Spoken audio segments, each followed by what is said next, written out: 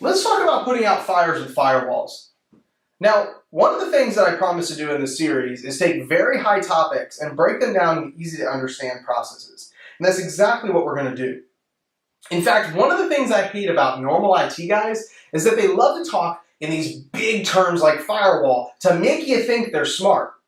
And in fact, you've spent a lot of time learning to do what you do really well. It's no different with IT people. They've just spent their time doing something different. So let's forget all of these terms like firewalls and talk about it in a very easy to understand way. And I'll relate it to different terms and kind of explain what they mean and how they work. So a firewall, if you think about it, is basically a way to protect your business. So let's think about it this way. Let's say this is a floor plan of your business, right?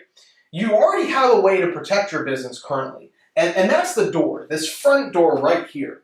This door is built to kind of flow the traffic that comes in and out of your business. Otherwise, people could walk in from anywhere. And for those of you that are really smart, as I kind of made a joke last time, that have a front door, most of you have a lock on the front door, right? So that lock allows you to control who can get into the business and when they can get into the business. So essentially, this front door allows you to control access in and out of your business. And the lock allows you to control what type of access and when that access can be granted.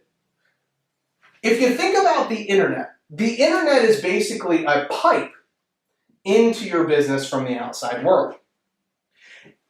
And that pipe comes from the outside and then goes into your business in what they call a local network.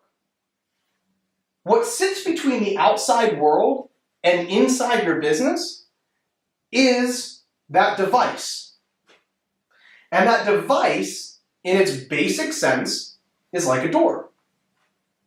It allows that particular pipe into your building and controls what it does, where people can access it. And if that's all you have is just one device that sits between the outside world and your business, just like a front door, you would consider that a router. A router is just that. It routes the information from outside into your business. Now, let's say you have that lock on the front door. Well, a lot of routers can control what type of access is granted coming in and going out of your business. Now, let's say you take it one step further. We talked about security systems last time, and I'm going to take it a little bit step further than that. Let's say you've got Bob here, right? And Bob basically is a security guard. And Bob is controlling who can come in and out of your business. So if you had Bob constantly watching the network that comes in and leaves your business through the internet, that's what you consider a firewall. A firewall is like Bob. It sits there and watches the traffic that comes in and out of the network, blocking threats, viruses, malware, which is other types of malicious software, from getting in and leaving your network. So when you think about it this way, a firewall is no different from your front door, the lock you have on it, the security system, or security guard. Now, there are different types of firewalls that you can purchase. There is a basic firewall, or basic router, that all it does is basically sit between the outside world and the inside network and converts that signal from the outside world into your network. Most internet providers will give you their modem router combination. You'll even hear wireless router, and that's just a router that also has a wireless signal. Then there's firewalls, which firewalls you can buy and make them, they have a router built into them, but they also have some very intelligent pieces of software that allow you to control what type of information can come in and out of the network. And then there's really good firewalls, like Bob, that sit there and they look at everything. They watch everyone who comes in and goes out, and they block them from coming in if it's malicious, or sometimes from leaving if it's malicious, so that your employees don't accidentally send something bad to a client. Now, routers can be very inexpensive, because all they're doing is converting that network from outside your building into your building. Firewalls can be a little bit more expensive though. The really good ones, there's usually some sort of yearly cost. Just like if you had Bob, you hopefully would be paying him a salary. And those really good firewalls would actually let you know when there's attacks.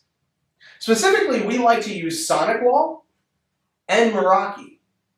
I personally like Meraki the best because it has a lot of intelligence in it to protect you from threats from overseas or even detect different threats that are trying to do something in your network. Not necessarily a virus coming in, but someone coming in and trying to do malicious acts inside your network.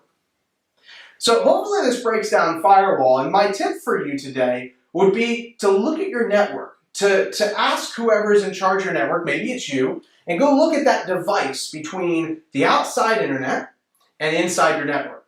If all you have is your internet provider's modem router combination, I would highly suggest you look into getting an actual firewall and having it set up. If you have a firewall and it's being managed by someone else, I would contact them and make sure you have a subscription service like Bob on your firewall that is actively watching everything that comes in and out of your network. If you already have a firewall and you are paying that subscription service, make sure it's up to date because a lot of times you do need to constantly update them. Of course, if you have any questions, you can feel free to reach out to me. My email address and phone number are below. I'd love to talk to you more about any questions that you have. And hopefully this gives you a great understanding of what a firewall is and has brought it from that 1,000-foot view down to something that's very understandable.